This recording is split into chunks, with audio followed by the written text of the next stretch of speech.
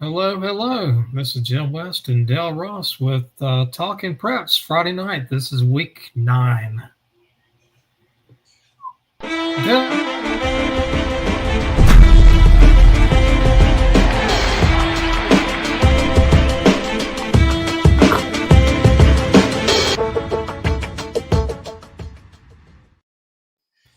Dale, this is a interesting week. Finally got cold for me. How about you? Did you get any cold weather in Charlotte?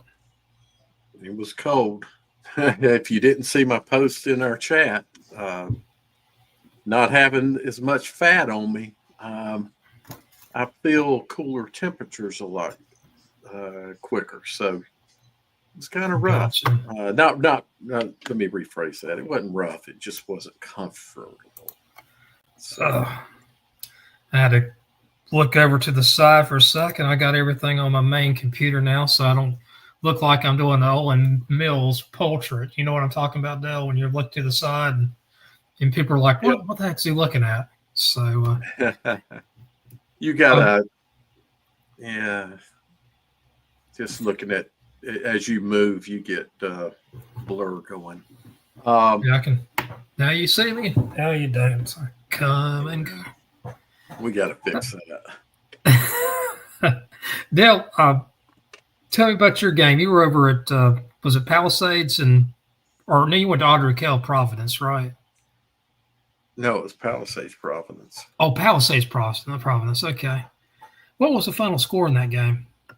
It was 36-28 overtime. Oh wow, Providence. Providence wins. Yep. Yeah, Olympic. Excuse me.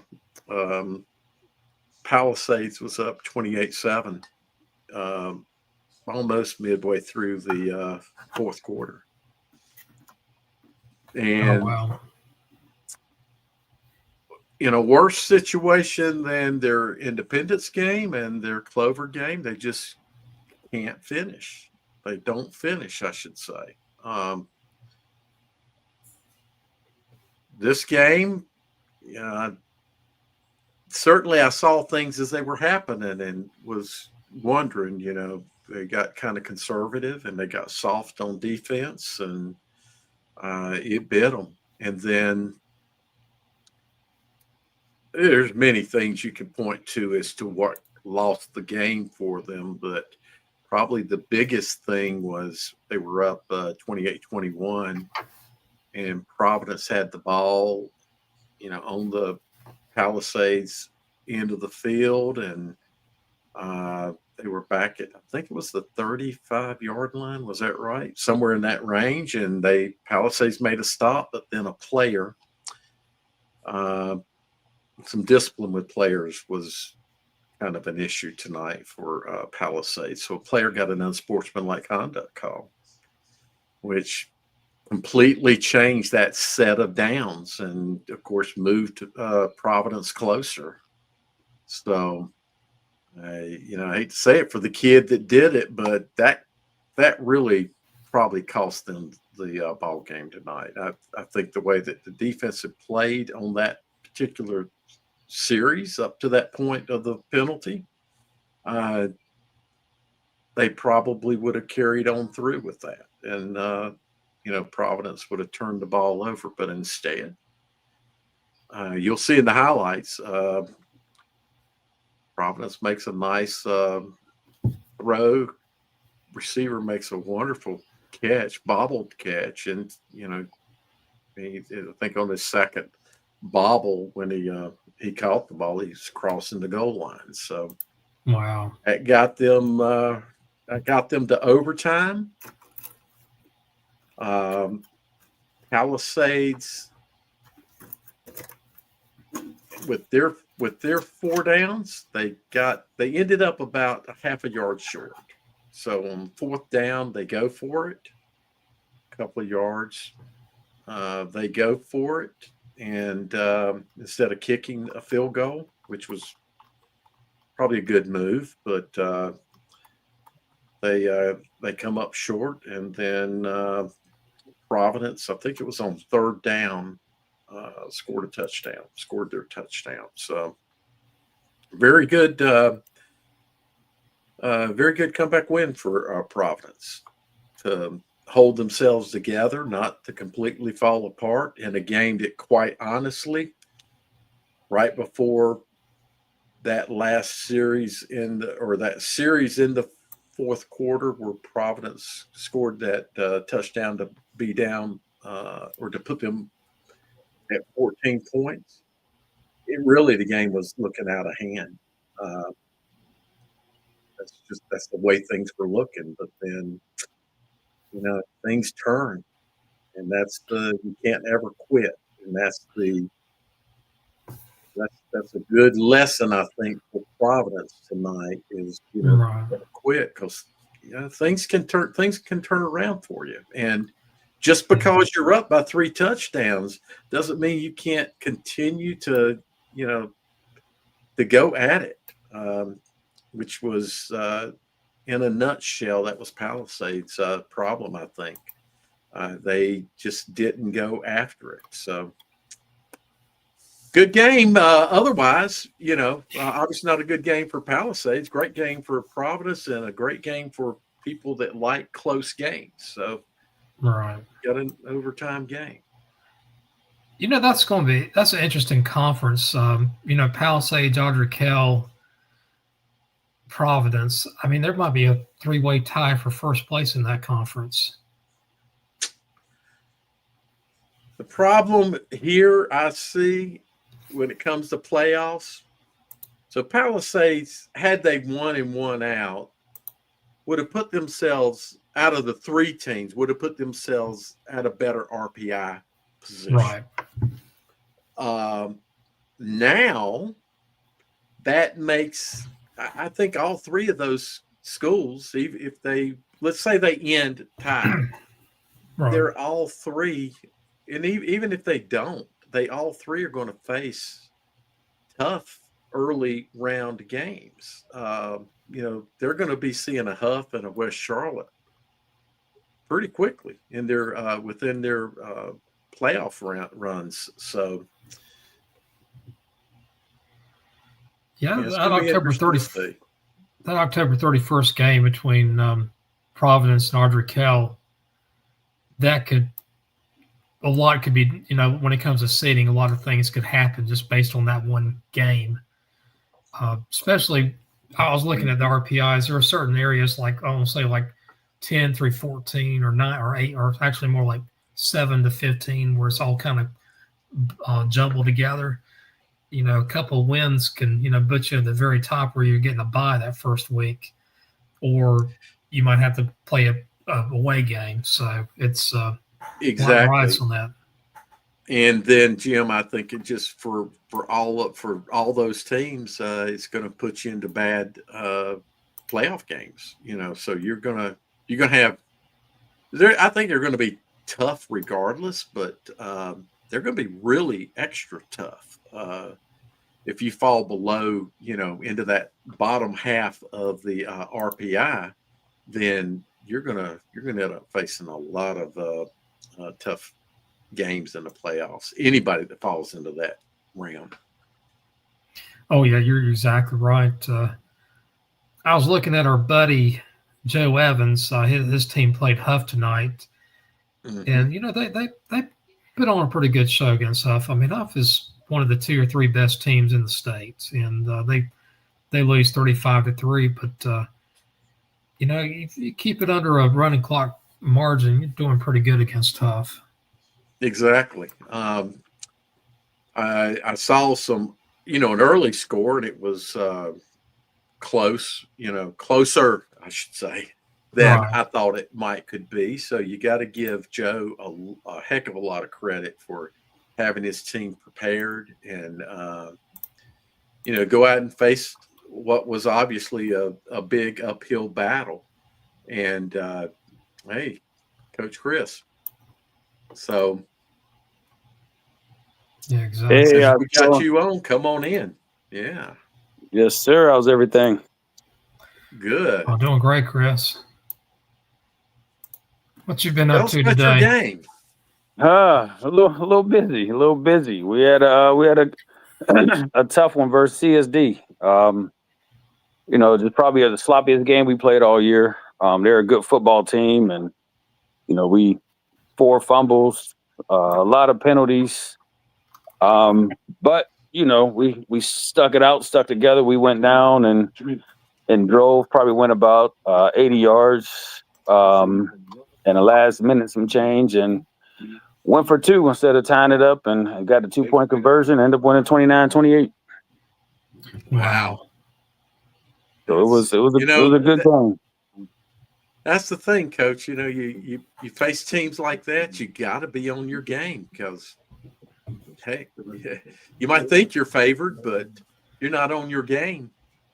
Yeah, I mean, anything can happen. That's why I tell our boys all the time. Everybody put their pants on the same way. It doesn't matter what it looks like on paper. You got to show up and you got to play.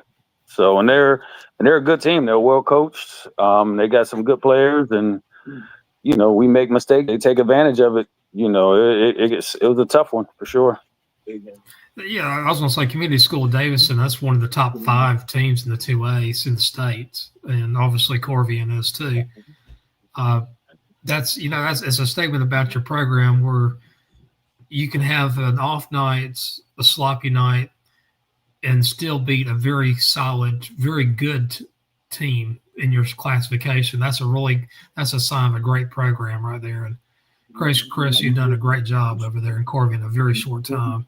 I really appreciate it. Our boys really, bought in. I don't like to compare them to last year's team or anything, but last year's team really laid the foundation of what this program was going to be. Winning 15 games in a row before losing, but now the expectation is set. And and I tell the people all the time, I'm not looking to create a good football team. I want to have a culture, and that winning culture. And we ended last year with conference champions and state reshuffle stuff, and right now we got a share of it and looking for more. Yeah, so let me ask you a question. So I was at an overtime game myself. Take me through, or take us through, not just me. Take us through your game and anything that you may have had to do to keep your team motivated or get your team motivated to finish the game. I really didn't have to do much to keep them motivated. I mean, they wanted to win. I just think over the years this kind of became a rival. Our very first year we scrimmaged CSD. They were our first scrimmage, and we kind of got after it in that scrimmage. And then the following year, we were up like I think 20 points early, and they came back and beat us. And then they come to our place and we beat them. So I mean, it was really a grudge match. And it wasn't so much keeping them up, but more focus, just kind of controlling the excitement and all that stuff. And, it was never a doubt late that we would at least put a drive together to give us a chance. And then, like I said, we scored. It was probably about 28 seconds left. And it's funny because we go to kick, and one of our young guys, we have a few freshmen that play. One of our young guys is down, so we only had 10 people. So instead of scrambling and doing all that stuff, I ended up calling a timeout. And we talked about it and decided to go for 2. And we punched it in and had a couple big sacks on that last drive, and they were out of timeouts. And best play in football was able to get in victory formation. That's the best play, isn't it? For a coach, it is. For sure. But they got some really good players, and like I said, I mean they're very well coached.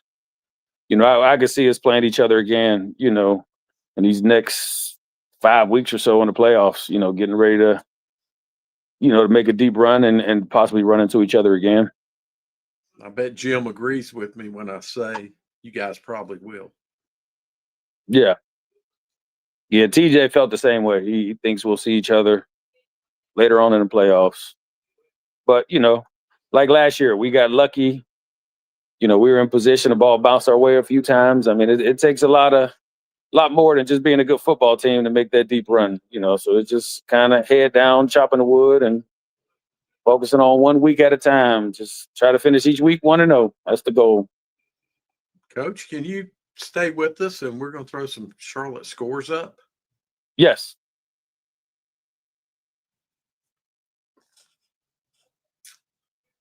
So, wow, that Hopewell game, Jim, I don't know about you, but that's a little bit bigger margin than I thought it might be. I didn't have what's the word for it. I thought Geringer would come in a little bit closer. Oh, okay. I see Huff was up 142-10 over South Mac. And Myers Park, they keep on rolling in. I mean, 42-0. Yeah. I don't see any surprises in winners. And as we talked leading in, South Mac was facing a very, very big hurdle here. And let's commend him for what happened there. We've got, Chambers won. I thought that might be a little closer game than 21-6, but I think Chambers had something to prove tonight. A little bit probably more this week than any other week. And they came on. I mean, that's a pretty good win against North Mac, 21-6. And that next score right here opened my eyes. I did not see this happening.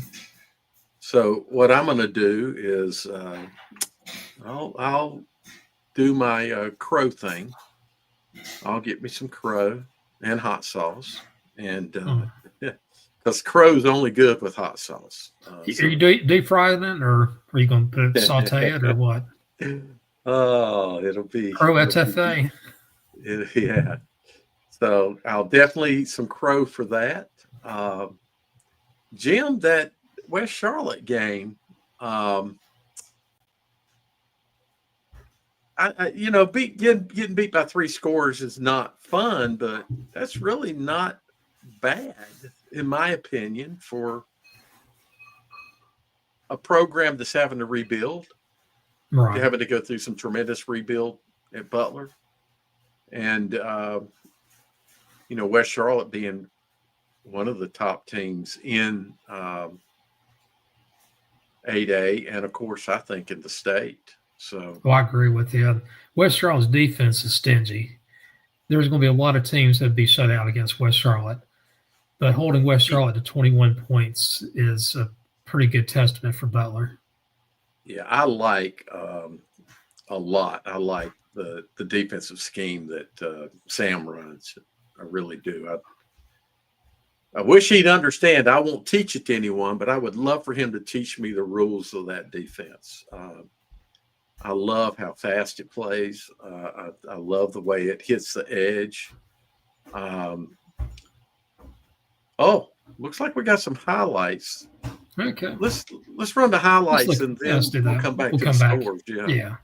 7 Palisades from their own 33. Good run. He's gone. He is gone. So I could see immediately when he hit that hole, it just from the outside edge there, it was easy to see he was going to make it all the way. 3rd and 3 for Palisades. Another good run. Touchdown. It's and goal. Providence from the Palisades 12.5-yard line. I'm sorry, I couldn't get all the guy. I was too zoomed in too much. He made a great catch. That was a great catch. Palisades from the Providence 5. Tight formation. Wing back. And touchdown. And goal, Palisades from the Providence, I think, 4-yard line. They are going for it. 4th and goal. 4th and goal to go. Touchdown. So 28-7. 1st and 10, Providence from the Palisades 20-yard line. Under 10 seconds remain. Oh, wow. 3rd and goal. Some of my highlights are either out of order or missing. That was the touchdown that tied the game. In overtime.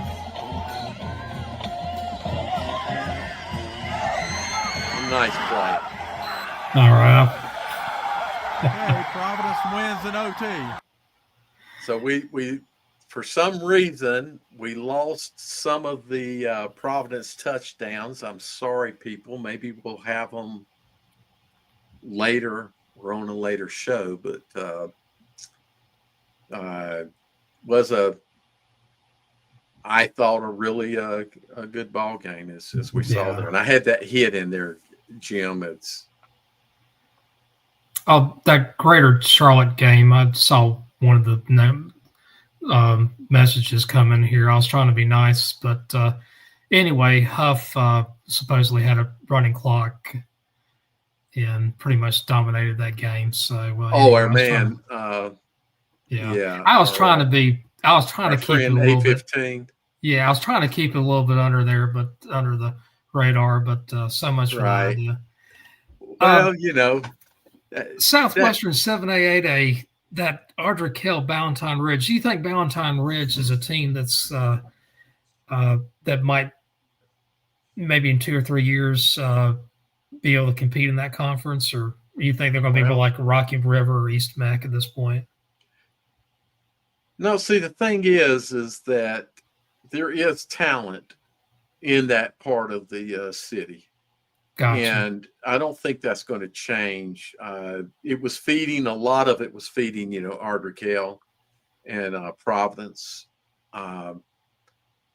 So I don't think that's going to change. I think it's just going to be a matter, is the coaching staff the right coaching staff? Do they build it? Yeah. I think they can, Jim, I think they can win.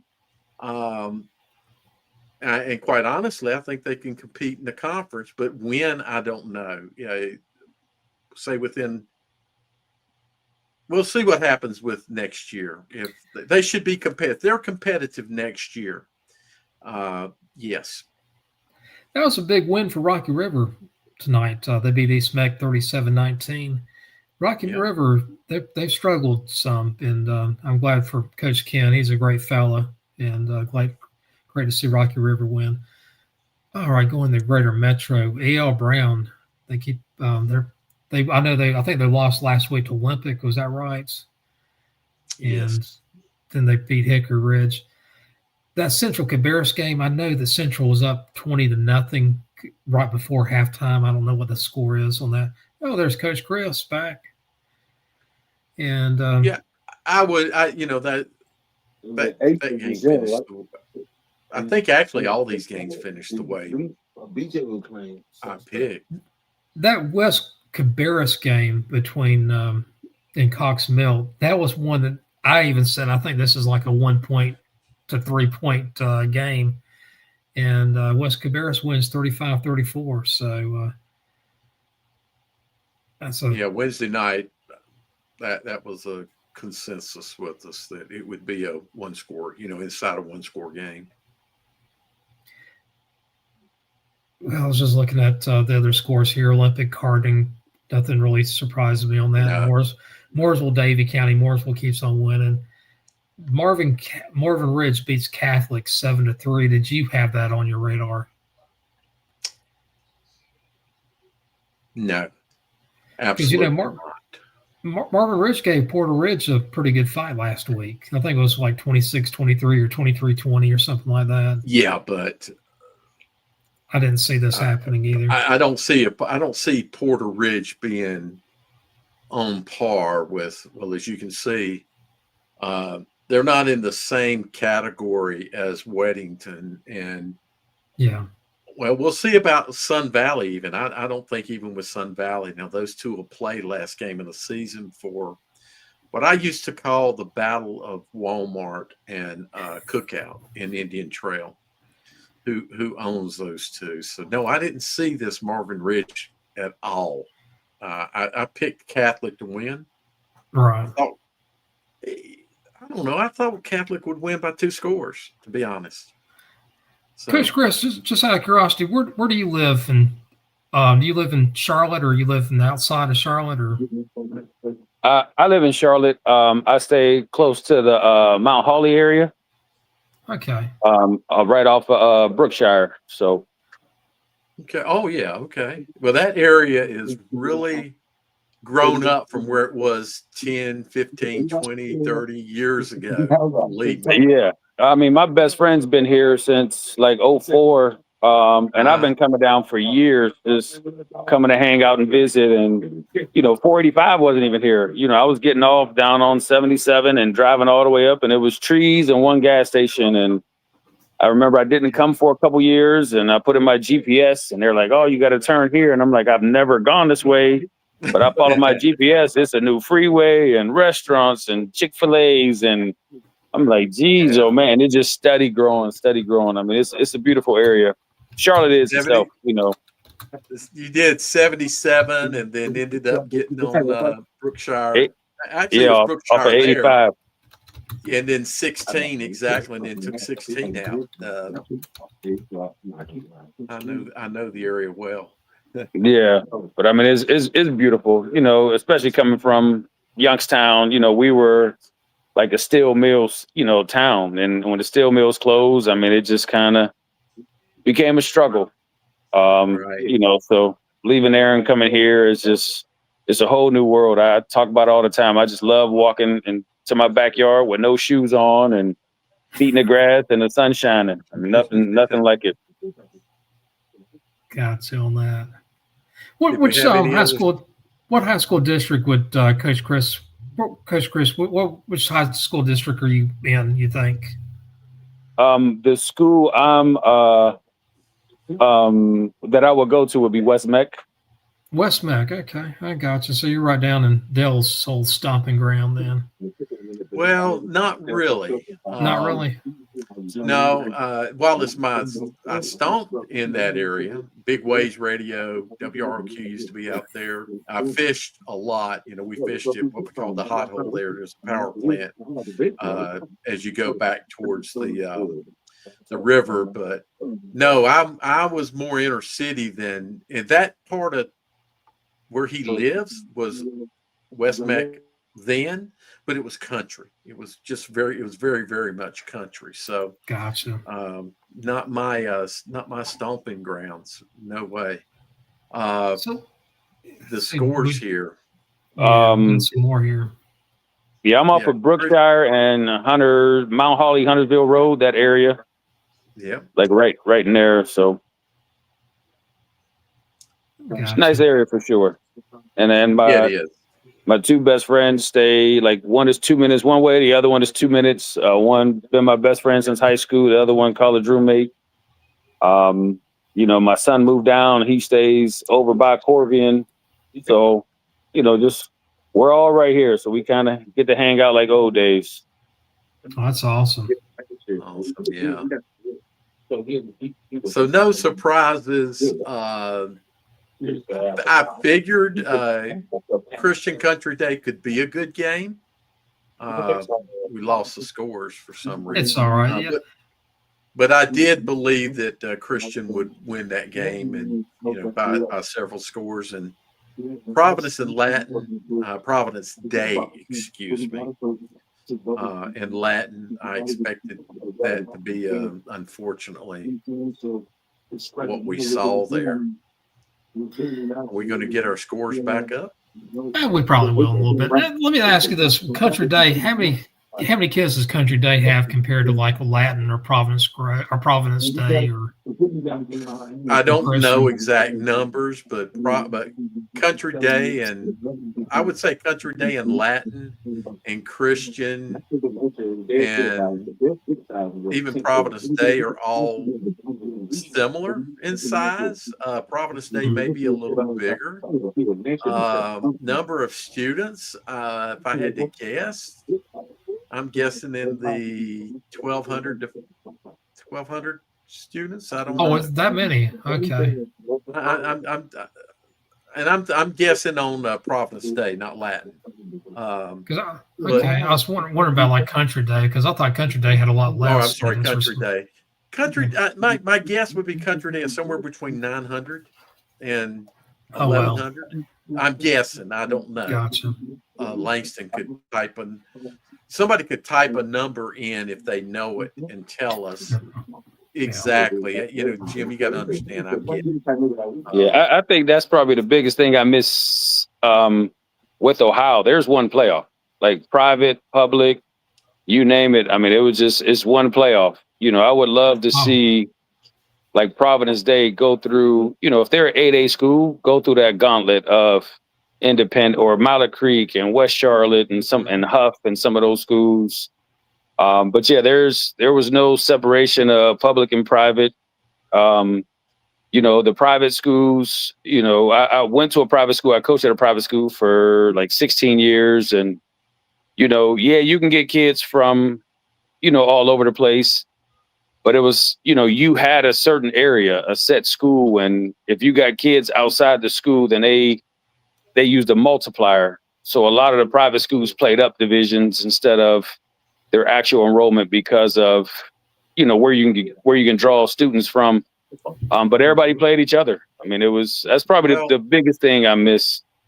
The reason that's not done here is that to be in the North Carolina High School Athletic Association, you have to agree to certain rules and regulations, and private schools didn't agree to those. And there were everything here in Charlotte. One of the big issues of even having privates play publics had to do with reclass of students. The private schools were allowing reclassification. You could have a kid attend all their schoolage in public school here and then reclass and go to private school and play. So those regulations and your agreements to hold within them is why we have two associations. That's probably the main reason we have two associations. And yeah, I get that. The reclass is new to me. We didn't do it in Ohio. It wasn't allowed. You had 4 years to play, just being under the Ohio High School Athletic Association. So coming down here and, I lost a player to reclassing and just different things. I mean, it's different. That's definitely different. Exactly. So that's why the two do not blend together. If they blended together, Providence Day would probably be, and playing up even, would probably be a 6A team. Would probably have to play in the 6A. No more than 7A. Right. Which 7A is the brutal. That's the 7A is rough for sure. Yeah, I remember Sam talking about it. He was like, I'm okay with 8A. Like, we got there. He was like, because 7A is tough. It's a tough road. Well, 8A, you got 32 teams. 7A, you got 60. And there's a lot more teams in that 7A. The more teams are competitive. Jim, do you agree with what I said about why the two don't blend together? Yeah, I do. I think some of it's also more cultural in North Carolina than it is in Ohio. There's definitely a discrepancy. If you go to Ohio, there's a lot more. What's the word for it? It's more mixture, I guess, between the public and privates. North Carolina, I just don't see it. I don't see a lot of mixing between the two schools. Yeah, and the other thing that we did in Ohio is it's a lot of work, for the state, but everything is even. So you might be, for us, Division I is the biggest division and 7 is the smallest. So there's a possibility you could be in Division I in football, but Division II in basketball and track. So they just try to balance it out and they move the numbers. So it's an even number in each division. So you just don't have it. Like Division I is the same as 8 here. Like it's the top schools, but then 1 through 6, like all the football numbers are even, all the basketball numbers. But like I said, you can be like our school. We were Division III in football, but we were Division II in basketball. We were Division I in track because you just looked at the numbers and you just try to keep everything pretty even. Gotcha. Well, looking at your conference, Christ the King beats Pine Lake Prep 41-13. And, of course, we talked about Corrigan beating Community School Davidson 29-28. Lake Norman Charter beats Langtree Charter 56-19. Coach Chris, any surprises with those scores at all for you? Or? No. Pretty much what I would expect, from those three games for sure. Lake Norman's they're a good football team, and Christ the King is going to be another throwback, hard-nosed, tough physical team like CSD today. Only shocker I see, Jim, is down in that next group. Stuart Kramer. Yeah, I mean, they didn't just beat Lincolnton. They took them off the rails, 45-21. I mean, Lincolnton beat Shelby. You think they had a letdown? I think Kramer's a good team. I really do think they're a Kramer team. I just didn't see it to that level. I don't know how you have that kind of it's not like, I don't know. I'm not even going to try to explain it because I don't know. But I don't know why how you'd have a letdown against Stuart Kramer, because I picked Lincolnton to win, but I did not think Lincolnton would win big. I didn't either. I was thinking 10, 13 points or so. Yeah. So I figured it'd be a competitive game that you're going to have to coach, and the players, you're going to have to tell the players you got to be in the game. There's no overlooking.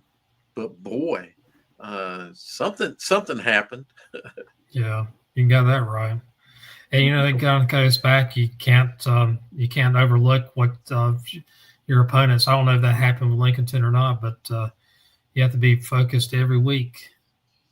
You got to be focused every play. That's the thing that I saw tonight. And coming into a game, you got to be focused, and you got to remain focused throughout the game. And so maybe someone will tell. Well, Jeff was at that game, so Jeff. I'll find out from Jeff. A couple games that Yadkin Valley that surprised me. I thought Union Academy would beat Albemarle, and that was a close one, 31-24. And after last week, I was kind of down on North Stanley, but they righted the ship and beat North Rowan 35-23. And that's a North Rowan team that beat South Stanley earlier on. So, I think North Rowan beat South Stanley by 3. South Stanley beats North Stanley by 40, and now North Stanley beats North Rowan by 12. Gotta love high school football. You do. Maybe we can get the scores to flip back around. I'm looking at that ambassador score. I wonder who was the leading scorer and how many 3-pointers were made in that game. Yeah, exactly. You got 67-46. I want to see if we can look at the South Point Kings Mountain scores. Exactly. There was a couple. South Point beating Kings Mountain 35-0. Dale, I did not see that. I didn't see a running clock in that game. I saw South Point winning, but I did too. That's 7 points away from a running clock. Well, it is actually a running clock now, 35 points. Oh, is it? I didn't know that. So I figured South Point would win. I thought they would win by 2 scores. Yeah. It's more than 2 scores. That's big. The other scores, at least in the Big South, that's not surprising. Mount Pleasant 76-0 doesn't surprise me. Let's see here on this. What was the Forest Hills? The Forest Hills had to have won that game, I would think. Big. What was it was 41-28 Forest Hills. Okay. Forest Hills, they've had some injuries. They had a player transfer, and they're not nearly as strong as they were earlier on in the season. They might be improving again, but they did have kind of a bump in the road. So 13 that's closer than, I don't know. That's a little closer than I thought it would be. The South Piedmont, nothing really surprised me, although that J.M. Robinson win, 49-0, that's a statement win. I'll tell you what, people do not need to underestimate J.M. Robinson. No, I know that I think they lost to Myers Park first week of the season, but since then they've just been on fire. Salisbury finally wins again. Yeah, Robinson will be playing late in the playoffs. I don't think that they will get a deep run.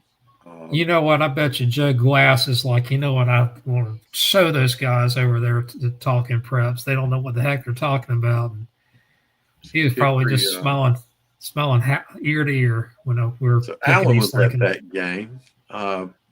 I expect Allen probably interviewed Coach Glass, so I have to look on our Facebook page and see. Yeah, I'm sure he did. Good game. Maiden Bandies. Look at that. That was a good game. And Newton Conover and West Iredell. Look at that. 3 great games. Wow. Oh, even Bunker Hill was up 7-6 at halftime over Fred T. Ford. So I think all 4 of those games were pretty good. Wow. The Big Six, the Asheville School Covenant Day. I'll let you talk about it if you know anything about it. There's no surprise with either one of those games. Squat about them. Yeah, I don't see any surprises there. I think that's all the scores we got for now, since we already covered the other. Yeah.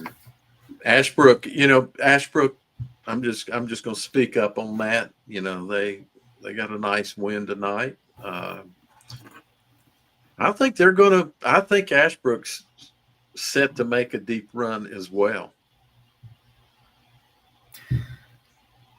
Let's just back up a little bit with that 5A with Hickory and East Lincoln. Both of them are title contenders. South Point is a title contender in 5A. Obviously, Crest is. How fun is the playoffs going to be in 5A in the West? Like week 4, week 5? Jim, that's the classic 3A conference. And yeah. It was like the small – it used to be like the small 3A, Right. And, 3A – I've always thought 3A has had very competitive, especially here in the West, has had very competitive playoff games. And I remember going to the East Lincoln South Point game, and that's for one of the best playoff games I've been to. So, yeah, there's going to be a lot of competitive football. We have a lot of 3A, or the old 3A around me, like in Orange County and Durham County and in Alamance County. A lot of teams that used to play the old 3A. And I always like watching 3A teams play, especially the really good ones, because there's a lot of, not only do they have good players, but they also have really good coaches. Because a lot of those coaches could go up to a bigger school, but they elect to stay back at the 3A because they're having so much fun and they're pretty much ingrained into that community. And you have a lot more chess matches in the old 3A. I think you're seeing that now in the 5A. The 3A, the way I looked at it is community is really strong from 1A and we're talking last year classifications. 1A to 3A, community is very, very strong, and support for the schools and everything. Then when we got up into 4A, it really varies. There are some places that support their teams very well, but it's not the same kind of environments as we saw in 3A, 2A. The only teams that you ever see this, like the old 4A, like A.L. Brown, Richmond, they always had really good communities. They closed down the town, Same thing with Newbern down in the east. And Scotland. Scotland too. Yeah. But then you go to other schools like in Wake County and 4A, no, there's no shutting down even a road or a subdivision for a football game. Yeah, tonight I'm at a game that the home side almost filled out, but the visitor side, Providence, you can see there by the number of people that were there on the home side. But the Providence side, the visitor side, Jim, was pathetic. It was absolutely pathetic. You might get to see it in a later clip. You can see just how many. I did take a picture and post it on X and made a comment about how small. So a community, and Providence is, I think, considered a community.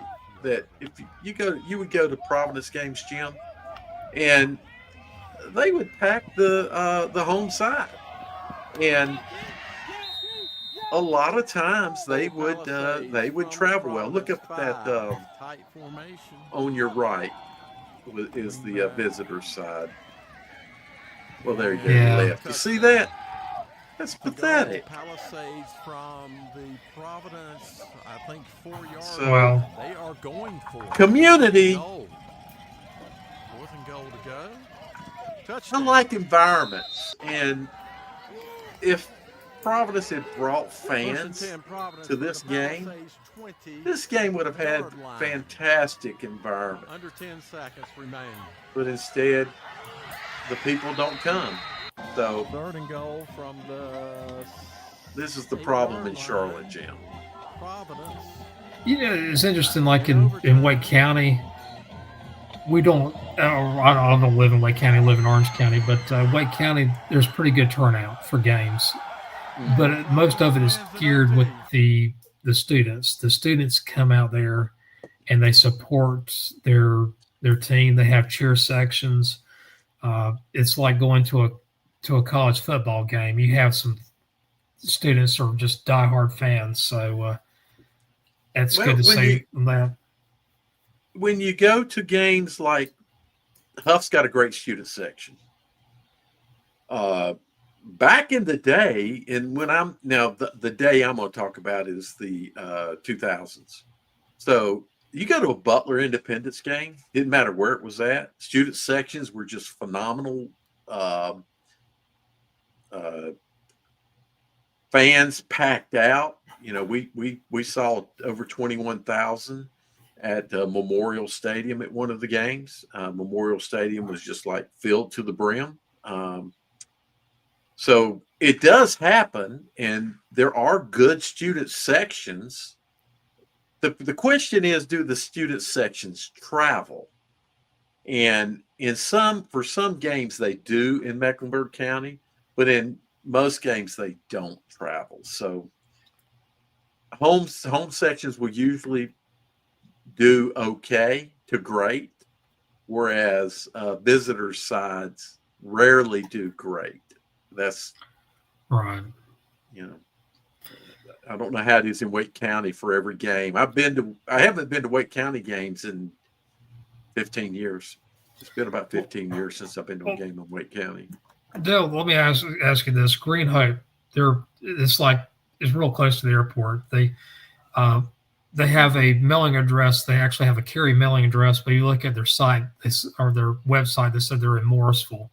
It's Morrisville, West Cary. It's all incestuous. Right. Well, they have the fields, and then they have a pretty nice size visitor sideline for the the visiting team, and then you have an 8-lane track, and then you have a lot of grass, and then a fence, and then some more grass, and then you have the fans way back there, and it's not like they're eye level with the field. They're sunk down a little bit. I don't know what they did. They because almost like they decided, let's dig about 5 or 6 feet down so that they'll have to stand all night to see the field. Jim, anyway. I've seen that at some other high schools where the stands are just so far away because and then they're lower that space. Yeah, and then they're lower. Exactly. It's I don't get it. You look at the home field. They've got a nice thing. They can see the whole. They can see the whole field they want to. They're raised up in the sky. So. Yeah. Oh, well, let's look at the over in Raleigh area. Apex, no surprise there. Green Level's kind of a struggling team. Jordan, I tell you what, they keep on winning. The game I went to was Willow Spring versus Green Hope, 24-21. Willow Spring, they win on a touchdown with 38 seconds left in the game, and they pull it out 24-21. My kind of game, Jim. Oh, I love those. I love games that finish that way. Yeah. And I was chatting with some people. It's like it was an ugly game. I mean, there was a lot of flags going on. You had it was a weird night, and you see some people there. You could see even in the stands, some of their nerves were kind of frayed, but it was kind of a good energy too. You like having the fans kind of engaged. You had a lot of yelling at the refs tonight, and I'm usually pretty neutral when it comes to refs. I think both sides of the fans could had a lot to yell at the refs tonight. There was a lot of blown calls.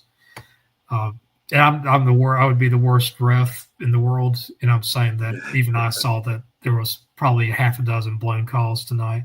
Right. No surprises there. Leesville Road keeps on winning. Millbrook, I didn't think that Inlay would make a game. They did. And Rollsville, they're back on course here. Cleveland versus Southeast Raleigh, that was a game that I did have circled. I thought Cleveland would win. I also think the Southeast Raleigh is a very good team.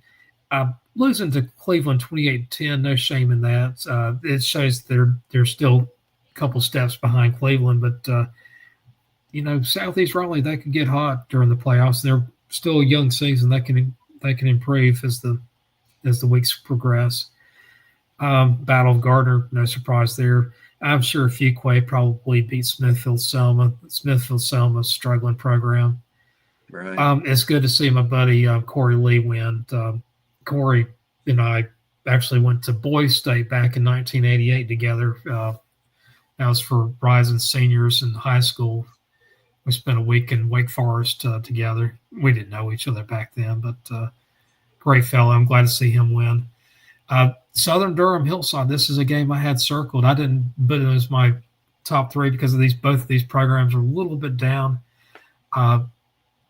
Southern Durham, I mean, that's a statement right there. They're probably the second best team in Durham after Jordan right now. So another game I had circled was Cardinal Gibbons in Middle Creek, and I thought Middle Creek would maybe bring a little bit more of a game to Cardinal Gibbons, but not tonight. Not tonight. Sanderson beating Holly Springs, no surprise. Jeremy Buck, I'm sure you remember Jeremy. He used to be the head football coach. Yep. He used to be head coach at, I think, at East Mac. And was he ever at He started out at Harding and then went to East Mac. Gotcha. Yeah. East Wake Franklin. And I actually thought about going to that game and decided not to. It's about an hour away. Wake Forest beating Knightdale. No surprise there. So let's see here. Lee County, they beat Harnett Central. How about Brian Till, Dale? Another big win there. 56-0 Union Pines over Triton. This is not a surprise, this win here, but hey, he keeps on winning. That's a good coach. He is a good coach. Yeah, he's a better man too. Seaforth. I did not see this. I thought South Granville would beat Seaforth, but Seaforth wins 27-7. That's not going to say shock, but it does surprise me. West Craven beat North Lenore. No surprise on that one. Looking on the right side here, none of those games really surprised me too much. No, not at all. And a lot of those kind of let you guys know on the eastern side, a lot of it has to do with speed and just finding the right athletes. Dale, you know the difference between high school football and like Triangle and Charlotte. It's definitely a difference. Right. But I always think of Charlotte football. Right now, they're the king. I mean, let's just face it; they're the king on that. But you get into the 2A, 3As, the West were more physical, and the East might be a little bit faster in the smaller classifications. So Karen, I know that was a little bit of a jab. She posted that very quickly. The Independence 35, Mallet Creek 0. So Karen, I don't know if you're still with us, but you will see me eat crow. Maybe I don't know if Langston will want to have it for the Tuesday show. If he doesn't, it'll definitely be done on Wednesday. And if he does it on the Tuesday show, it'll be done on the Wednesday show. There's a couple of games here that I need to eat crow for, Jim. Now, I figured the Palisades Providence game would be close. But I did pick Palisades, so I'll eat some crow for that too. Though I don't think that's good. anything like eating crow for Independence, the Independence game. You know, any it's other good to games eat. here, I should eat crow. It's good to eat crow. It is definitely good to eat crow sometimes. You just need to. It's good for the sports. Hey, I'm not afraid to admit I'm wrong. You know. Yeah. I just need to get Hey, you saw the other day what pitcher was used before. I'll get my my youngest granddaughter now to put her crown on me, and we'll take another picture.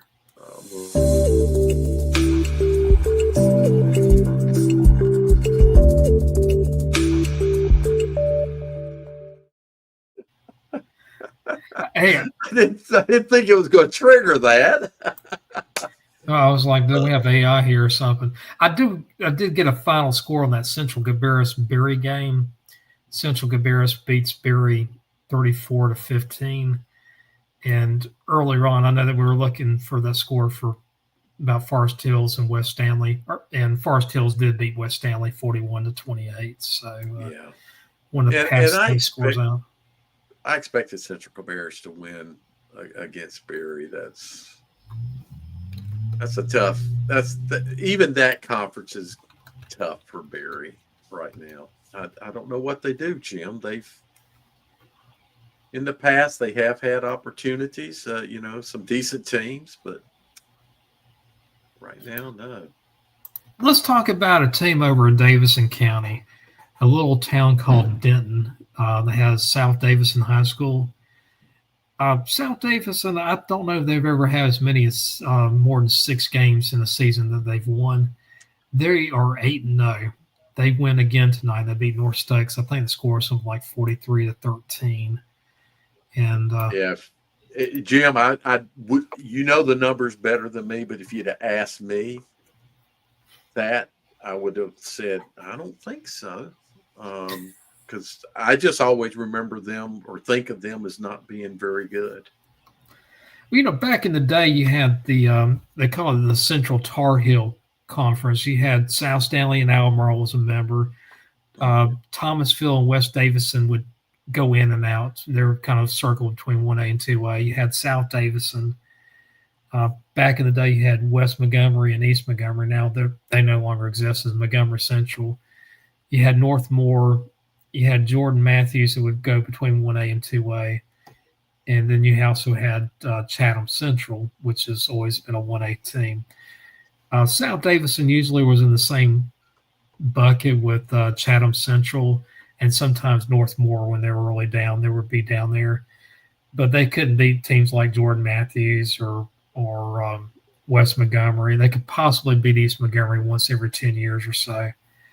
But a very struggling program. It is so good to see them winning games like this. Yeah, I agree. Keep looking back at that Hickory East Lincoln game. That would have been a great game to be at, it looks like. I don't know what I'm going to do with my rankings this week. I think right now you have to have Crescent number 1. I think they've earned it. And Hickory is probably number 2. I know Hickory lost to South Point, but I'll tell you what, Hickory is kind of, since that game, Hickory's been a little bit more impressive than South Point. So, yeah, you got to also, Jim, that just tells me that there's a lot of matchups. There's a handful of really close teams. But look at that Western Foothills 4A, 5A. I mean, besides Hickory and East Lincoln, Maiden, Bandies. Yeah. Those are 2 4A teams right there. Maiden, beginning of the season, I had them like 2nd or 3rd, I believe. Newton Conover had been in and out of the top 10. I think they were in my top 10. West Iredale is a team that I don't think they won a game last year. Now look at them. They're doing great. That is a fun conference right there. I know Alan Drump is very happy to be in that or covering that conference, just like Jeff Miller is probably happy with the Big South. You know, He's always been happy with that Big South. There's some good teams in both conferences, but I think the Western Foothills is top to bottom probably a more solid conference. Oh, I agree. And then you also have like teams like Burns and Shelby. Burns, I believe, is 4A. Shelby's 3A. Mm-hmm. Lincolnton is a 3A. That conference, that I think is like a 2A, 3A, 4A conference. Right. I mean, that's a very highly competitive conference at the top. So did you just looking at the Monroe-Anson County game, and I've certainly picked Monroe in my head to win that game. And actually, I thought it might be that's 12 points. I thought it might be a little more than that, Jim.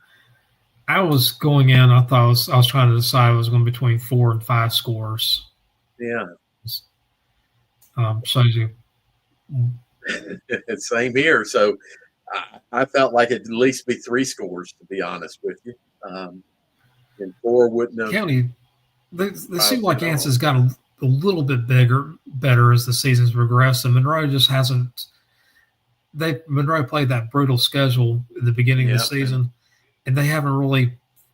I don't know. It's not like they, would pay the price for playing that brutal schedule, but haven't seen this much improvement as I usually see from Monroe team. It's like almost they're plateauing. Have they hit their ceiling? Yeah. And this is where they are, and this is where they'll, what they are is what they are and or will be throughout the rest of the season. Something else, Dale, as much as we were talking about like Hickory and East Lincoln, Crest and South Point, we're not many people are talking about J.M. Robinson. And I'm going to tell you right now, J.M. Robinson is a team that is going to come back and haunt some people. We had Joe Glass on the show this last Wednesday. He even said that he thinks J.M. Robinson is being overlooked. Yeah, I think. I don't hear you, Jim. Yeah, can you hear me? Oh, it's me. Probably me. Okay. I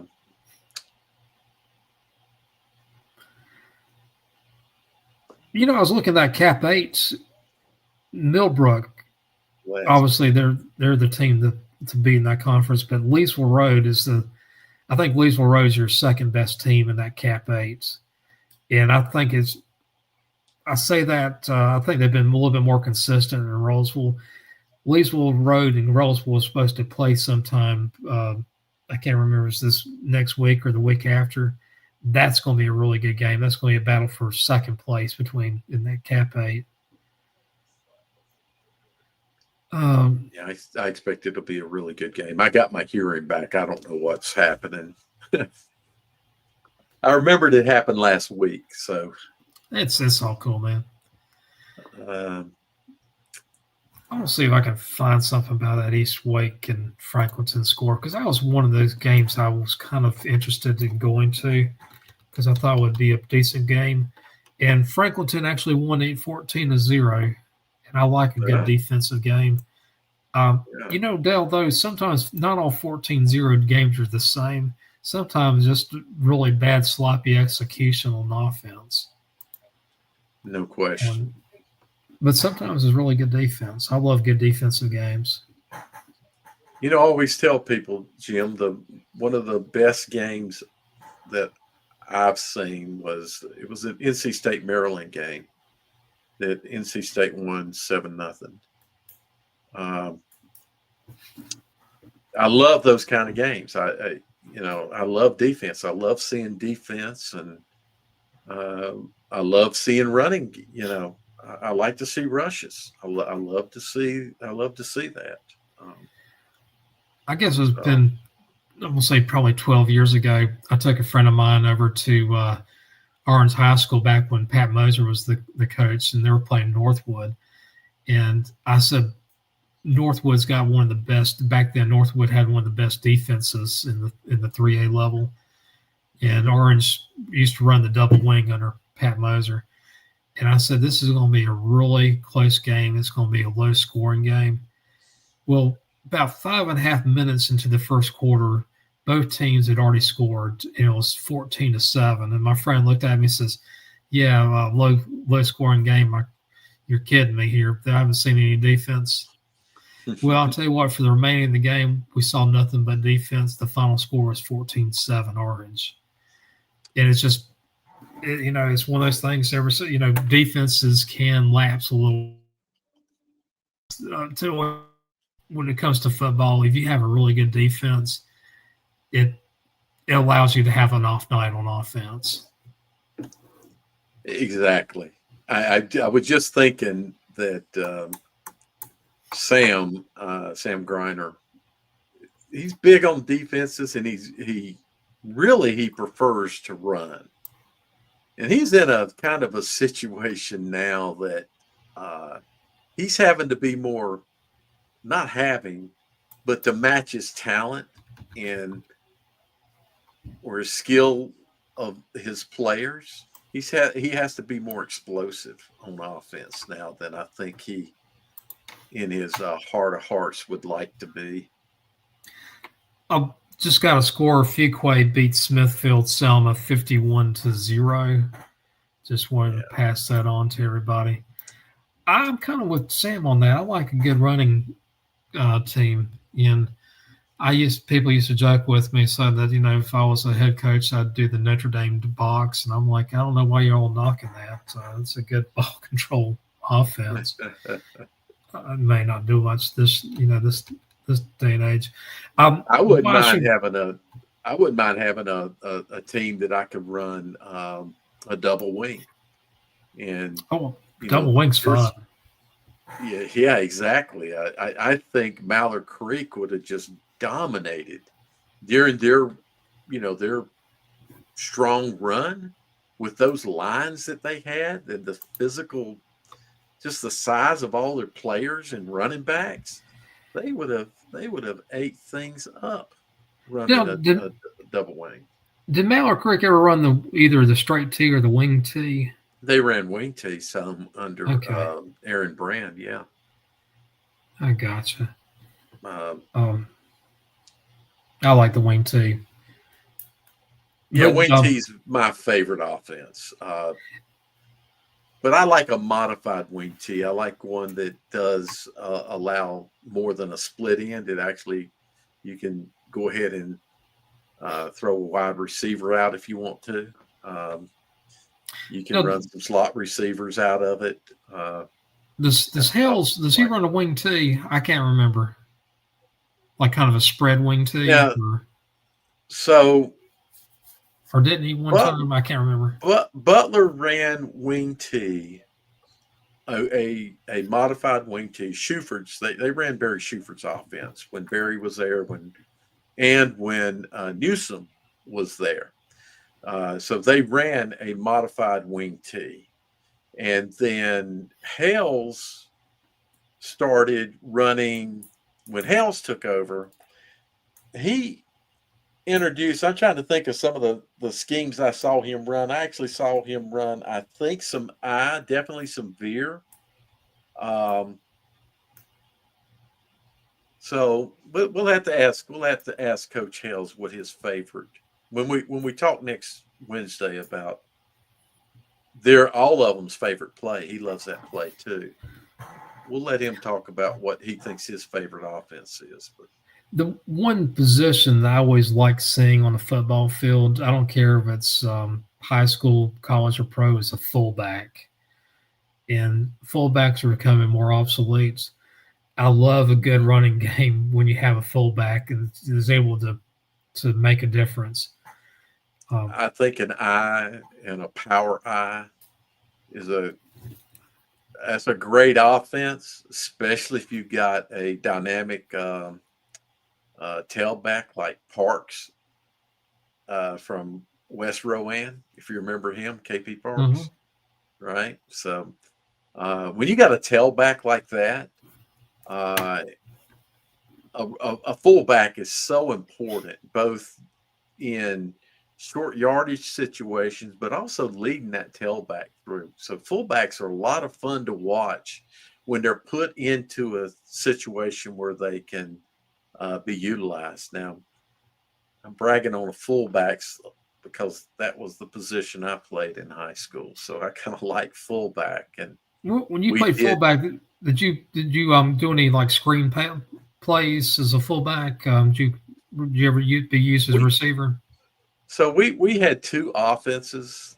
We had a red and a gray offense, and one was basically a split T with some wing stuff. It was a Maryland offense, is what it was, and then we ran I formation. We never ran power I.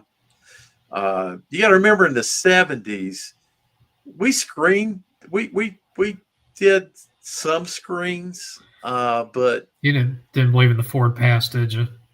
no, we threw the ball, but we didn't throw the ball anything like uh, in Charlotte. The first team to really utilize the pass effectively was actually Harding under Coach Harden with Mike Epley at quarterback. Hmm. Um, Epley, was he Mike, over? Did he end up going to Clemson, or is this somebody else I'm thinking? no, Mike Epley starting. He was starting point guard at Clemson and starting quarterback at Clemson. I Yeah, he thought went to so. Clemson. Yeah. But Coach Danny Ford.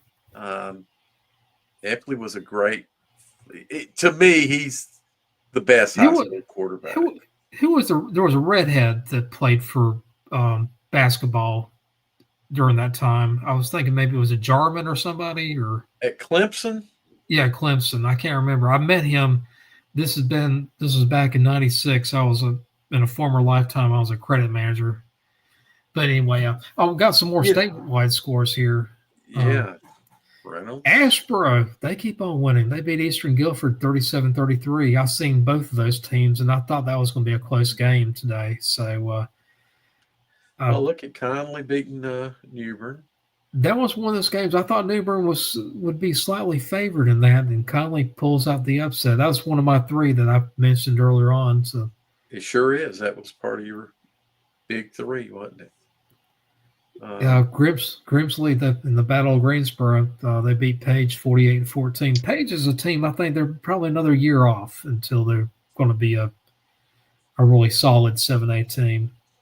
And Gramsley's showing come playoffs, they're going to be tough. Yeah, they're going to be great.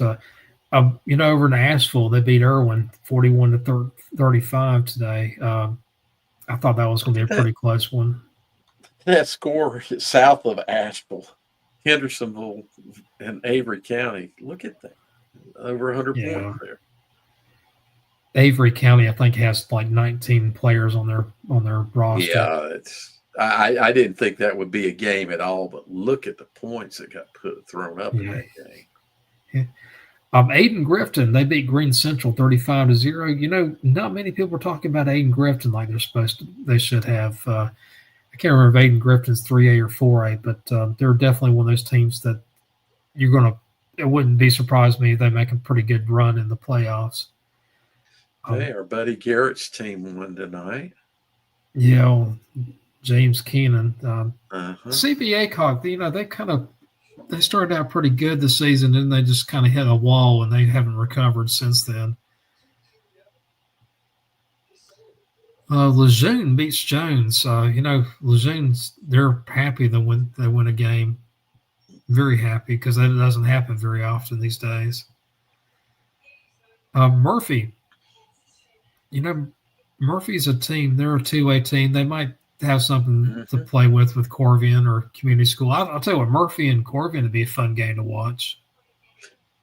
I think Murphy can be not a roadblock, but they can be a speed bump for a number of teams in the playoffs.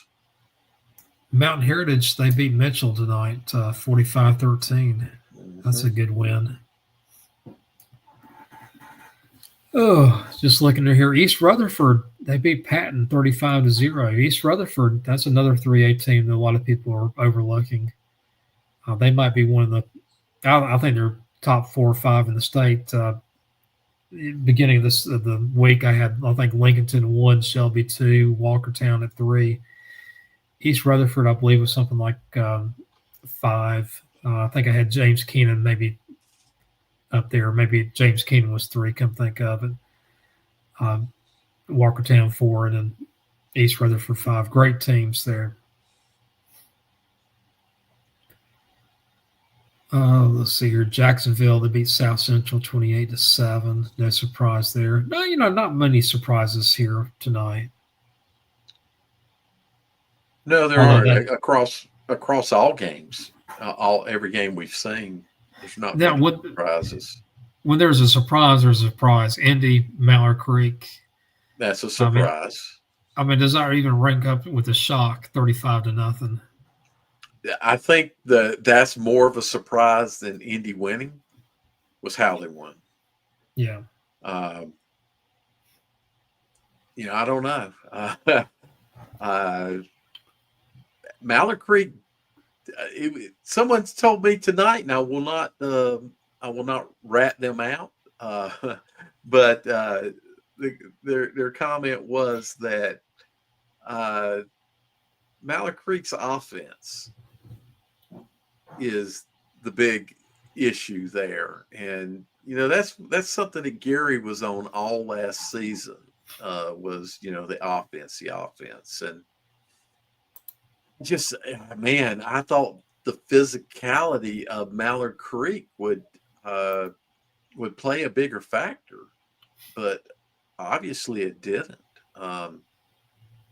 Indy that's a dominating win, Jim. 35-0. That's dominating. Right. I'm thinking, did Mallard Creek and was it Cardinal Gibbons played earlier on in the season? Yep. And Mallard Creek won that game something like 20-16. Yeah. Well, I mean, the Indies, they've righted the ship, that's for sure. Got some more scores here. Oak Grove beat Mount Tabor 52-42. Mount Tabor, they started out the season kind of on a losing streak. I think they had some players dinged up and finally got most of their players back, and they're very competitive right now. Pender, Tom Eanes' guy. I mean, Tom Eanes has been everywhere in the state. He's been all the way from I think I forgot what it was at Patton over in Morganton all the way down to Pender. He was at Albemarle. He was at Orange High School right down the road from me, East Lincoln, Bandies. Look at that Rocky Mount Southern Nash game. That was one of those games that I thought was going to be a really good one, to be honest with you. And I actually thought Rocky Mount might be just a little bit better. 71st, E. Smith forfeit. I guess E. Smith, because of the tragedy, elected not to play tonight. Yeah. So I hate seeing that they had to forfeit the game. To me, it's one of those things. Let's just call it. Well, call it what it is. It's my guess is it was probably a team decision. Players, coaches. Oh gosh, Cleveland football player. I just saw they had a cardiac arrest on the field tonight. Well, if we get some more details about that, we will share that. We don't know if he passed, do we? We do not have anything that says he's passed, but that scares me as not only as a fan but also as a father. You hate seeing these young kids in that situation. Walkertown they beat McMichaels 60-0. That's a good win. I was going to say I saw one of my scores I saw earlier on. Williams beat Eastern Alamance by about 6 points.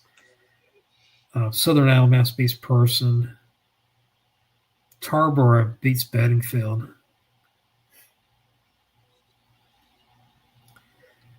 Oh gosh! No surprise.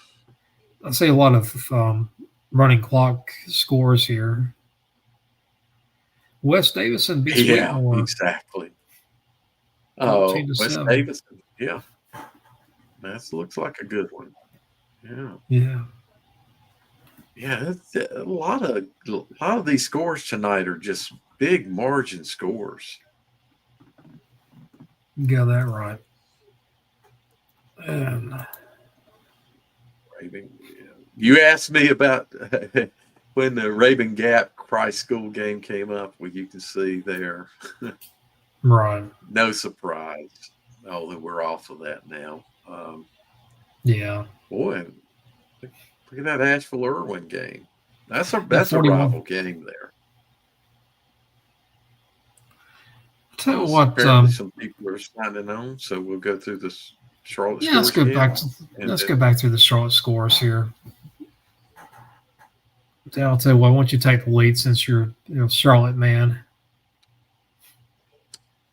Well, Hopewell Garinger, no surprise there, other than I thought it might be a little closer. I thought Garinger might be able to keep it a little bit closer. Huff, South Meck, as we talked Wednesday night, that's a tough game. Myers Park all over my West Mecklenburg. Really, Jim, I thought Chambers would be a close game, but as we were saying just a few moments ago, Indy, Mallard Creek. I think both of us are shocked at that margin.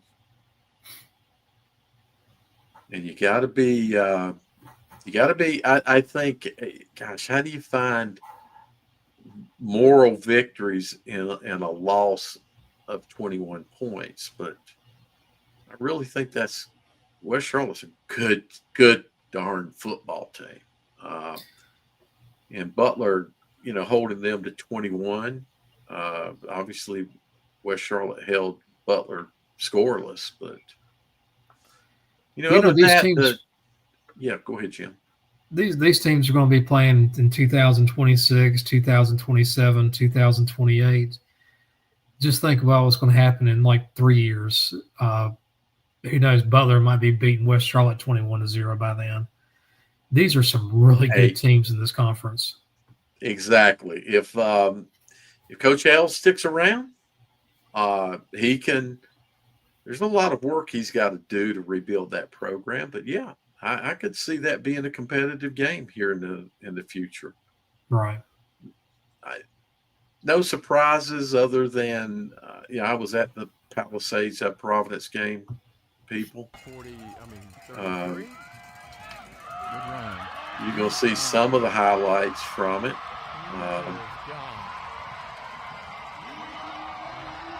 Palisades got up 28-7 in this game, folks, and then about midway, maybe short of midway, maybe 3/4 of the way through in the fourth quarter, Providence mounted their comeback and took the game to overtime and won in overtime. So congratulations to Providence, doing exactly what you have to do, which is not folding. Again, on this play here, I wish I'd have been zoomed out a little bit, but it was a great catch right there at the back of the end zone. From the Providence 5, tight formation.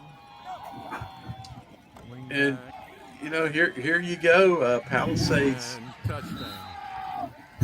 Jim, I told you before, Palisades did all the things they had to do. It looked like it was going to be a runaway game.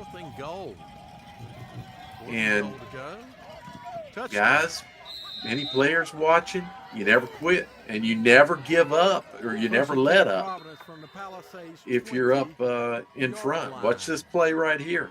Under 10 seconds remain. This is a wonderful catch here. What a catch.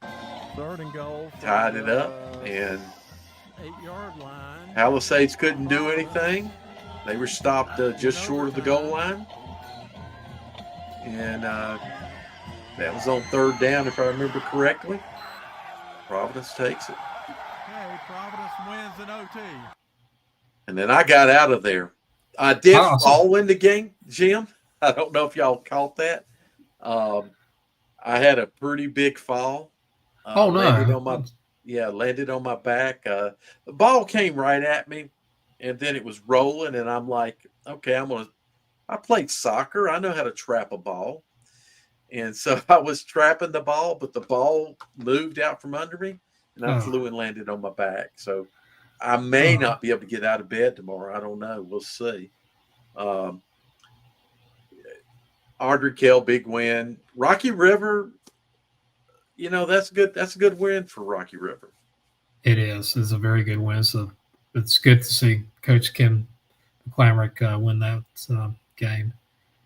I don't see any surprises in the Metros, Greater Metro No, 6A, 7A. I mean, we even both felt like the West Cabarrus Coxville game would be a one-score game. So yeah, it'd be an I think that overtime.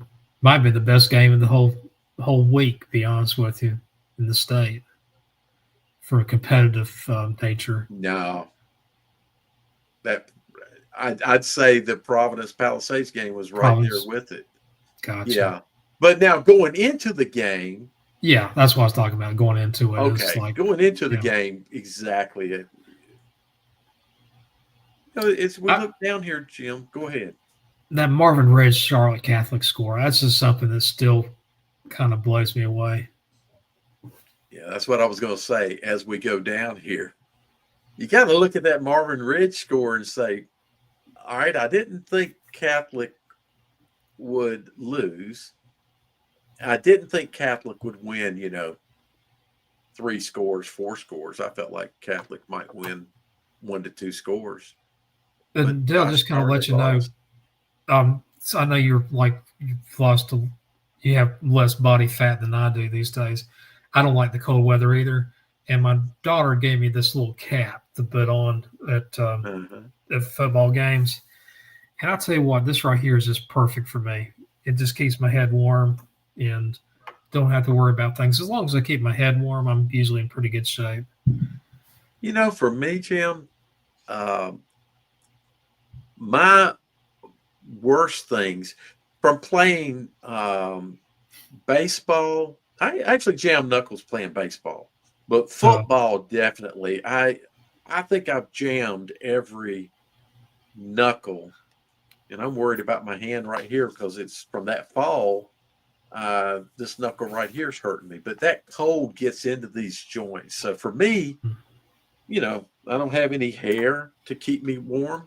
It was my arms and my yeah. hands. I won't rub in or so talk about my hair. Um, Ashbrook, Forest Hills, no surprise. Crest, North Gas, no surprise.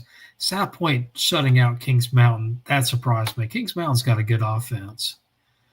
Yeah, That's see what shocks me, Jim, is I gave consideration to going to the South Point Kings Mountain game because the environment at South Point is close, so I could get home quickly for the show, and I thought it was going to be a competitive game. right. I was wrong on the competitive part. Crest 5A, South Point 5A, another 5A in the South Piedmont. J.M. Robinson beats West Rowan 49-0. A lot of people don't remember this, but West Rowan won 3 state championships in a row. They won the small 3A back, I think it was between like 2008 to 2010. Scott Young, Scott Young, I great remember man. him. Yeah, He I think was, one of the most fun playoff games I've been to. There's a lot of them, but was A.L. Brown and West Rowan at West Rowan. Scott and I didn't meet until 2015. We knew each other. We were about the same age. Actually, we are the same age. And first time I met him, within 20 minutes, he had me following him, trespassing through some people's yards in Kannapolis to see something. I'll go into later details, but there's not many people I'd break the wall with. But Scott Young, he was such a great leader. I didn't even think twice about it. And I'm one of the most cautious people when it comes to breaking the wall. Just a great leader. Just absolutely loved Scott. Wish he was still with us. Yeah, every time I went to a West Rowan game, he treated me nice, treated me well. I should say not nice, but he treated me well. And I did go to a number of West Rowan games. I probably went to 8 games approximately, because I like watching Parks play, and Mooresville West Rowan's a big rival game, so I went up to that game a couple of times. Good guy he was. Great guy on that. But, we saw East Lincoln, Hickory, J.M. Robinson, Crest, South Point. I just can't stress how much that 5A West is. It's going to be so competitive come playoff time. It is. I agree. Christ the King winning, Corvian, Community School Davison. Community School Davison, a very good team. Corvian had a kind of a sloppy night, as Coach Chris said, and they still win 29-28. That's a sign of a great program when you can have an off night and beat a very good team like Community School Davison. That bottom score, Stuart Kramer beating Lincolnton 45-21. That's another surprise. Yeah. Yeah, that almost breaks the shock. Not that I was gonna Stuart say, won, yeah. but That's why I raised my hand up. That's a shock, actually, not a surprise. That's a shock. Yeah. That ranks on level of shock as the Mallard Creek Indy game to me. Right. Yeah. Because I think both of us picked Lincolnton to win that game. Yeah, I thought so. I was saying, I think Lincoln's going to win this game, but I don't think Stuart Kramer's going to get blown out. And then what happens? Stuart Kramer pretty much beats the brakes off of Lincolnton. Exactly. Mountain Island Charter, they win again. They beat Bonnie Cone. Yadkin Valley 1A, 2A, 3A. I mean, you got your 3 top teams are South Stanley, North Stanley, and North Rowan. And those 3 teams have all lost 1 game. And then after that, you probably have like Thomas Jefferson and Mountain Island Charter fighting for 4th. And then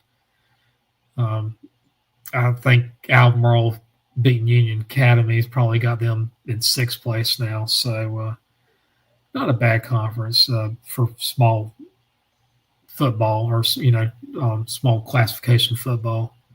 Right. The problem with that conference, 1A, 2A, 3A, just like the Southern Piedmont, 2A, 3A, 4A, and the Catawba Shores, 2A, 3A, 4A. I don't like that. I don't like split conferences. I don't either. This is freaking, triple sliced. Mountain Island Charter, was it Mooresboro, or what's that place called that the Mountain Island Charter's in? They're in Rutherford County, or? No, Mountain Island Charter is not too far from Coach Chris. So okay, in Gaston County. It's right on the Gaston County, Mecklenburg County line, right there at the lake, Mountain Island Lake. So we got Lake Norman, then Mountain Island, and then Lake Wiley. So it's a middle lake between Lake they're Norman. in Gaston. Yeah, just kind of right there on the Gaston. Exactly. I mean, going from that area to New London, North Carolina, or Norwood, that's a pretty good hike right there. It's a decent hike. That's right. Yeah, that's a very good hike. So,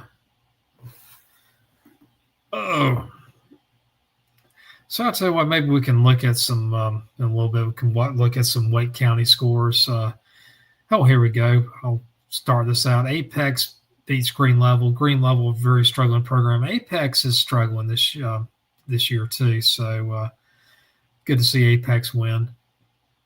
Jordan, I'll tell you right now, Jordan's undefeated, I believe, and they beat Panther Creek 35-6. And the game I went to was Willow Spring Green Hope, and the game started out. Green Hope had their first opening drive. They had the ball from kickoff all the way to 1 minute and 57 seconds left in the first quarter. They had the ball for a little over 10 minutes in one possession, and they score a touchdown. And the next thing you know, Willow Spring scores 17 points, and Willow Spring leads Green Hope 17-7 at halftime. Green Hope, they kind of puttered around a little bit. They did intercept the ball in Willow Spring and a deep pass, and Grand Hope did another one of these 5 or 6 minute drives, scores a touchdown. And then they score another touchdown with about 4 minutes left in the fourth quarter to go up 21-17. And then Willow Springs, they get the ball. Actually, Willow Spring, not plural, but Willow Spring gets the ball and scores a touchdown with 38 seconds left. And I think that it was a throw to the tight end, if I remember correctly. So good win. I'll tell you this right now. I've seen Lee County play. I think both those teams are kind of on the Lee County's quality. It's a decent 6A quality. It's a big drop down in 8A in the Wake County area. So anybody listening, let's all pressure Jim to give us highlights next week. Use this camera and get us some highlights, Jim, so we can have some. Well, I gotta remember to do it this way as opposed to doing this way. Yes, do it that way. Exactly. Yeah, gotta do it long stuff.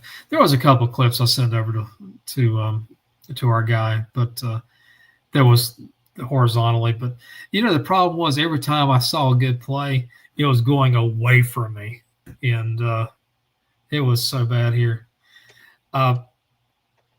Looking here, Union Pines beating Triton 56-0. No shock on that. I'd love to find out if I'm hoping Orange beats Carborough. Orange has been struggling the state least this year. Coach Hesenthaler, he used to be the head coach at Southeast Guilford, then later on Southern Alamance. Great fella. He's now the head football coach at Orange. I did get a final score on that game. Orange wins 31-12, and I'm sure Jeff Webb probably beat Cedar Ridge by a running score. That I was going to say that North Pitt Eastern Wayne. I'm kind of curious if I can find a score on that. I'll let you look at those. Tell us if you think you see anything really big. The big rival game, Asheville-Irwin. That's a huge rival game, and it played itself. I don't know how it played out, but 41-35. It had excitement in it. Asheboro, that's a nice win. I've seen both those teams play. They actually look a lot like each other. That's a good conference. I mean, you got Eastern Guilford, you got Northern Guilford. Northern Guilford barely beat Asheboro. Asheboro loses last week, I think, to Southeast Guilford. In Eastern Guilford, Southeast Guilford, Asheboro, all these teams are pretty much alike. I mean, there's probably about 4 or 5 teams that are kind of fighting for second. I think Northern Guilford is the best team in that conference, but not a weak school. Probably the weakest one is Southern Guilford, and it's just because they're young. They don't have a lot of seniors this year. The Conley Newbern game, that kind of stands out. I did get a final score on the Eastern Wayne North Pitt. Eastern Wayne beats North Pitt 45-12. That kind of shocks me. I thought North Pitt would be more competitive in that game. I was thinking maybe a 1-score game between those two teams. Eastern Wayne, I had really big hopes for them beginning of the season, and then they kind of plateaued, but maybe they're on the upswing again.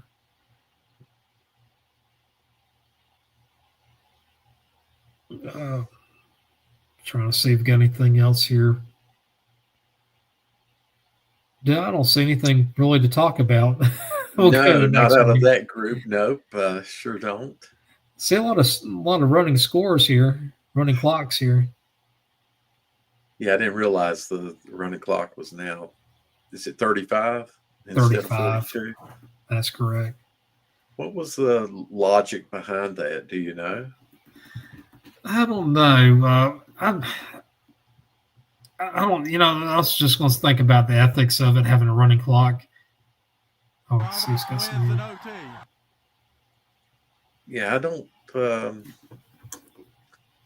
I don't know why you would go 35 instead of 42. What was the big deal there? But a lot of running clock tonight. Exactly. I don't like running clocks all the time. I mean, sometimes it's good, especially if one team just doesn't have a lot of depth. The team that's getting blown out doesn't have a lot of depth. I'm fine with having a running clock. But sometimes if you have, let's say you have each team has at least 30 players, getting those substitutes some time to some game action to me it's worthwhile just to get them on Listen, the field. some of these teams. So the big schools, the big programs, because this can happen in the 5A, 6As as well. They'll field 50. I think coaches have told me. I've asked a number of coaches this question, and that is, how many players do you want on varsity? What's your maximum? And coaches have told me that in a game, it's hard to manage over 50 players.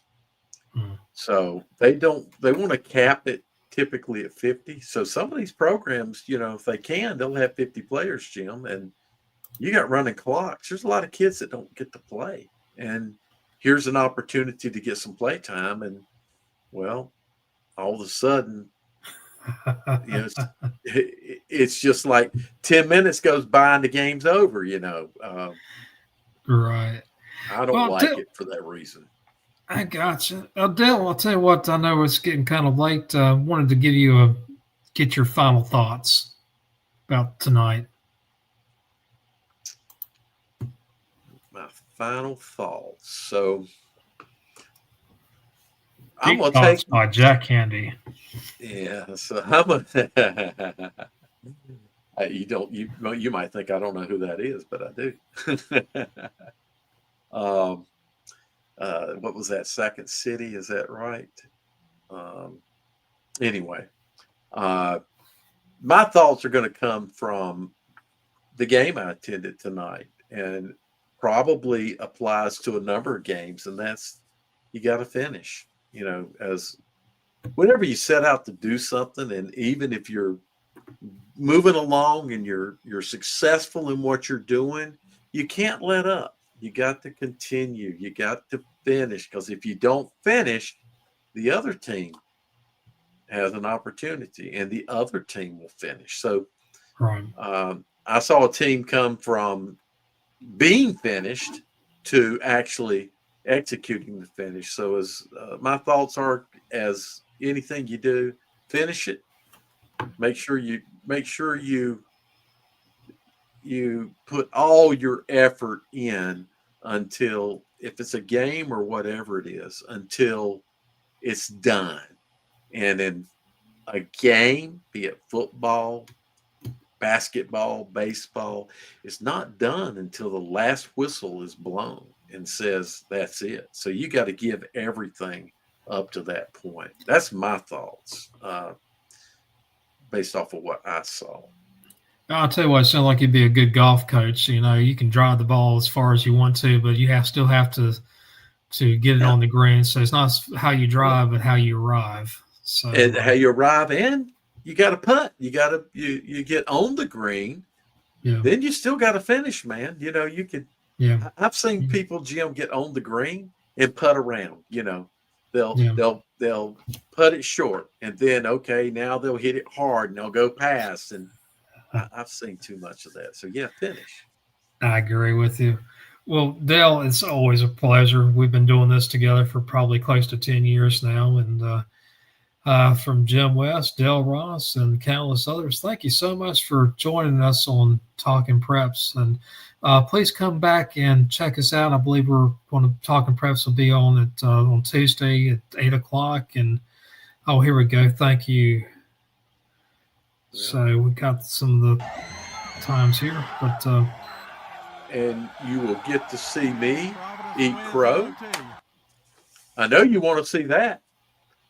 So it's going to be on all those shows. It may not be on our Friday night show, Jim, but Talking Preps OT on Wednesday. I think I called it plus. You called it plus. Exactly. Yeah, I'm a plus size guy these days. Need to go on diet. But guys, take care of yourself, and we'll catch up with you sometime next week. Take care.